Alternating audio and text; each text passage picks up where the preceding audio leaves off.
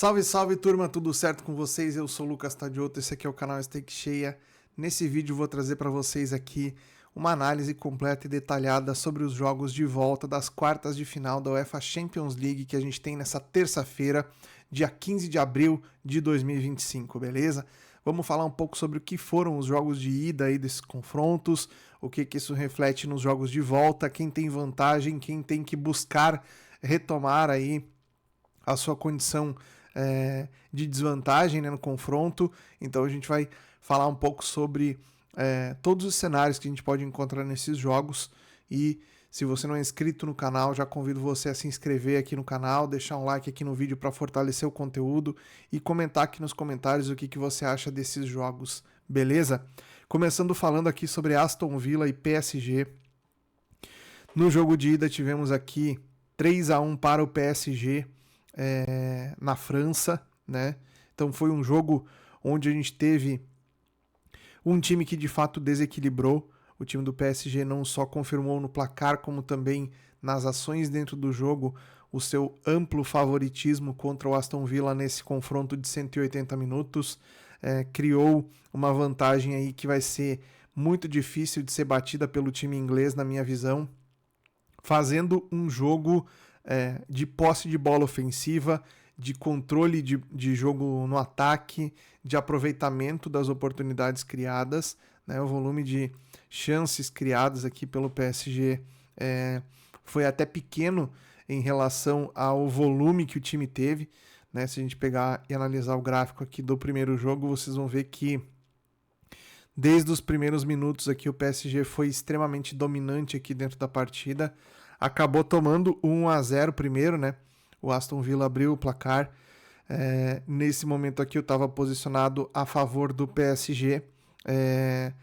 Na verdade não deu nem tempo de fechar essa posição aqui. A gente acabou pegando o segundo gol, então eu fechei no intervalo aqui ainda com um pequeno head devido à exposição que eu tive ao longo do primeiro tempo em back ao PSG, né? E aí no segundo tempo, logo que iniciou o segundo tempo também, eu voltei a abrir minha posição em back ao PSG porque percebi que o jogo não haveria, não tinha nenhum sinal de mudança no que dizia respeito a uma atitude diferente do Aston Villa. Basicamente o time manteve a mesma estratégia para o segundo tempo, o que se mostrou de fato aí bem perigoso porque o PSG veio a confirmar a sua superioridade fazendo a virada logo no início do segundo tempo. Então eu peguei já com menos dinheiro nessa posição. Quando eu entro no mercado de match odds no segundo tempo, eu tendo a entrar sempre com menos dinheiro do que no primeiro tempo, né? Mesmo assim foi possível conseguir um bom resultado nesse jogo aqui. Depois eu fechei a posição onde, nessa altura do jogo aqui, onde o PSG deu uma diminuída no ritmo, aconteceram algumas substituições, enfim. O Aston Villa, no entanto, em nenhum momento chegou a oferecer perigo aqui, com chances que pudessem sugerir aí que ele iria empatar o jogo, né? Na verdade, no final do jogo aqui, ainda deu para trabalhar um over limit e pegar o terceiro gol do PSG, né? Imaginando aqui que o Aston Villa pudesse se expor um pouquinho mais aqui, né, para tentar empatar o jogo, né? Teríamos um cenário mais over aqui. Mas de fato o que aconteceu foi o PSG continuando em cima, continuando colocando pressão no adversário e fazendo o terceiro gol, né? Para o jogo da volta, o que a gente deve ter em relação a essa partida, tá? O Aston Villa não tem modificações sensíveis, vai com o mesmo time que foi no jogo de ida, e o PSG também da mesma forma vai manter os mesmos jogadores para o jogo da volta, provavelmente com uma ideia de jogo já um pouco diferente, não tanto tentando colocar pressão no adversário, mas sim esperando um pouco mais pelo erro do Aston Villa, que vai ter que se expor, vai deixar mais espaços, e é um time que quando precisa propor jogo contra adversários mais fortes sente muita dificuldade, tá? Então a gente pode tentar trabalhar uma correção nesse preço do Aston Villa. Para mim essa é a primeira sugestão aqui do dia. Ao invés de fazer um back ao PSG, fazer um lay ao Aston Villa no primeiro tempo, tá? Levando em consideração que o time vai deixar muitos espaços para o PSG contra-atacar. O PSG tem jogadores de alta velocidade no setor ofensivo aqui, jogadores que alternam posições no campo de ataque, então às vezes a gente pode ver o Dembélé correndo por dentro, às vezes a gente pode ver ele por fora trocando de lugar com o Douré aqui.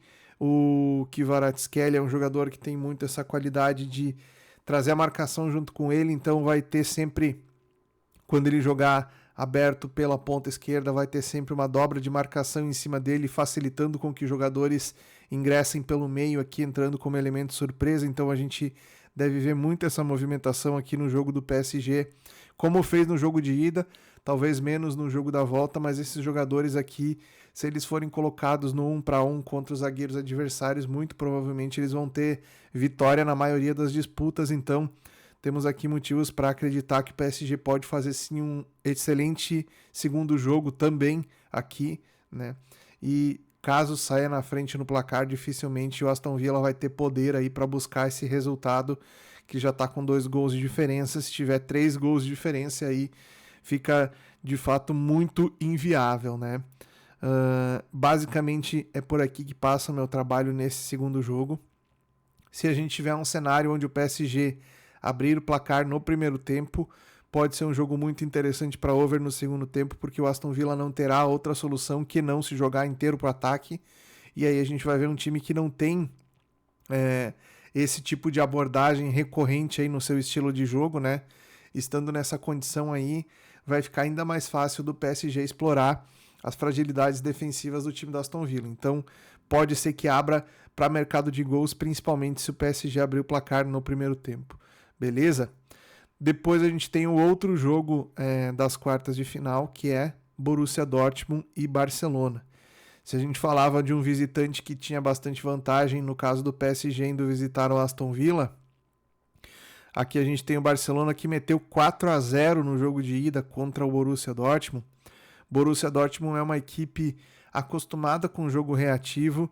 Já vimos o Borussia Dortmund revertendo resultados de placar amplo, assim, em algumas competições de mata-mata, seja na Copa da Alemanha, seja na própria Champions League, seja em outras situações aí onde o time estava perdendo um confronto, perdeu o primeiro confronto por uma margem larga de gols e teve que buscar essa diferença depois, e tendo conseguido ou buscar essa diferença ou chegado muito perto disso. Mas aqui a gente está falando de um dos adversários mais equilibrados que a gente tem a essa altura na Champions League, né?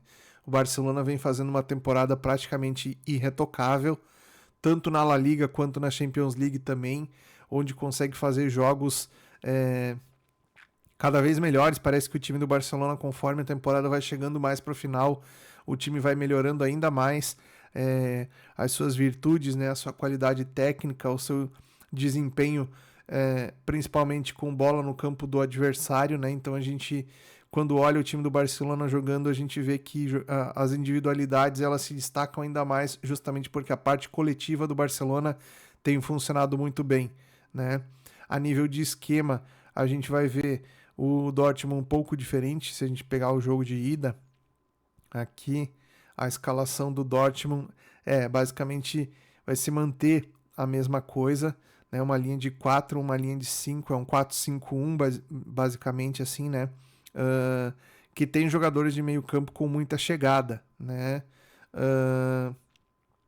No jogo do final de semana agora, em que o Borussia Dortmund jogou contra o Bayern, a gente teve alguns jogadores importantes aqui sendo poupados nesse confronto, onde o Bayern foi, digamos que não da mesma forma que o Barcelona, mas foi dominante também na grande maioria do jogo, e o Borussia Dortmund, nas poucas jogadas de contra-ataque que conseguiu gerar aqui, ou fez gol ou criou chances muito perigosas, né? Saiu na frente aqui, é óbvio. O Borussia Dortmund tem bastante dificuldade em conseguir manter o seu placar, mas se a gente olhar a escalação do Dortmund nesse contexto contra o Bayern aqui, ela foi bem diferente. Ela teve aqui algumas variações táticas que a gente pode ver nesse jogo contra o Barcelona, tá? Levando em consideração que no jogo contra o Barcelona a gente tem um Dortmund que precisa atacar muito mais do que ele precisava jogando contra o Bayern. Aqui o Bayern estava na sua casa, né? Estava ainda buscando somar pontos para se garantir na liderança do campeonato, era um jogo de liga, né? Então a postura toda ela é diferente entre os dois confrontos se a gente levar em consideração, né? Então aqui a necessidade de vitória ou de um jogo mais exposto do Dortmund aqui não era a realidade nessa partida. Agora, quando a gente está falando desse jogo aqui contra o Barcelona, necessariamente o Dortmund vai ter que se expor muito mais, né? Temos aqui um time que joga dentro de casa, que tem que buscar 4 gols de diferença, e o que a gente deve ver desde o primeiro minuto aqui é o Dortmund tentando botar pressão na saída de jogo do Barcelona, tentando fazer com que os jogadores que têm mais qualidade de definição do Barcelona tenham dificuldade de pegar na bola, né? Então, provavelmente, a gente vai ver, quando o Dortmund estiver sem a bola, uma marcação dobrada no Rafinha, uma marcação dobrada no Yamal, né? Esses jogadores que jogam pelas pontas aqui, vai ter o ponteiro do Dortmund aqui recuando para fazer essa dobra de marcação aqui junto com o lateral. Então, basicamente, a proposta de jogo do Dortmund ela é uma proposta que exige que o time se exponha muito quando tem a bola e exige que os jogadores de frente recomponham muito quando tiverem sem a bola para tentar impedir que o Barcelona marque gol, né? Para mim é muito, muito, muito difícil um confronto aqui onde não tenha gol do Barcelona, tá? Pelos espaços que o Dortmund vai deixar, pela qualidade que o ataque do Barcelona tem e pela circunstância toda que vai envolver um esforço físico aqui do Dortmund que ele não vai conseguir manter durante os 90 minutos, tá? Muito provavelmente chegando aí em certa altura do jogo, o time vai ter que recuar mais as linhas, vai ter que jogar com linha mais baixa para poder segurar um pouco mais a exigência física que esse jogo aqui vai tomar da equipe, tá? Então, se você tiver atento aí em mercado de finalizadores aí, eu destaco bastante os 3 atacantes aqui do Barcelona, o Rafinha, o Lewandowski e o Yamal para finalizar a gol, tá? Do lado do Borussia Dortmund, a gente pode ter aí um volume grande de cartões, porque é um time que vai sofrendo muito contra-ataque, vai ter que precisar parar muita jogada de contra-ataque com falta, tá? Então vai ficar bastante exposto. Uma coisa que a gente já falava em outros vídeos aqui, de uma lesão que a gente tem, uma ausência importante que a gente tem por lesão no time do Borussia Dortmund, que é o Schlotterberg. Esse jogador aqui, ele não estando em campo, ele muda bastante a dinâmica defensiva do time, porque ele era um jogador que conseguia fazer 2 funções, ele conseguia fazer a saída quando tinha a bola e conseguia fazer defensivamente, tanto cobrir a defesa pelo lado de dentro, como também recompor aqui, liberava mais um dos laterais para sair para o jogo aqui. Então a ausência dele é um ponto muito importante para a gente levar em consideração nessa decisão, tá? Como eu já falei para vocês também na análise do jogo de ida, o fato do Ter Stegen não estar jogando aqui é um desfalque importante para o time do Barcelona, mas o goleiro reserva do Barcelona, o Szczęsny, é um jogador que tem também muita experiência em jogar esse tipo de competição e não vai comprometer, tá? Então, os desfalques do Barcelona não são desfalques que comprometam a equipe, né? Nesse sentido aqui, a gente deve ter um jogo muito interessante para trabalhar uma situação parecida com a do jogo do Aston Villa e PSG, trabalhar a lei ao dono da casa aqui, esperando que o time não consiga buscar esse resultado, ou pelo menos se ele tentar buscar esse resultado, vai acabar tomando um gol do adversário que tem um volume ofensivo muito forte e consegue utilizar estratégias de jogo aí, de daqui a pouco se defender tendo mais a posse da bola, né, de não deixar o adversário ter a bola para poder atacá-lo. Então o Barcelona tem isso como virtude também, o que pode fazer com que essa odd do Dortmund corrija rapidamente, tá, pessoal? Então essas são as minhas dicas para vocês. Pelo fato da gente ter vantagens relativamente grandes aqui dos times visitantes, a gente pode ter cenários um pouco mais complicados para trabalhar.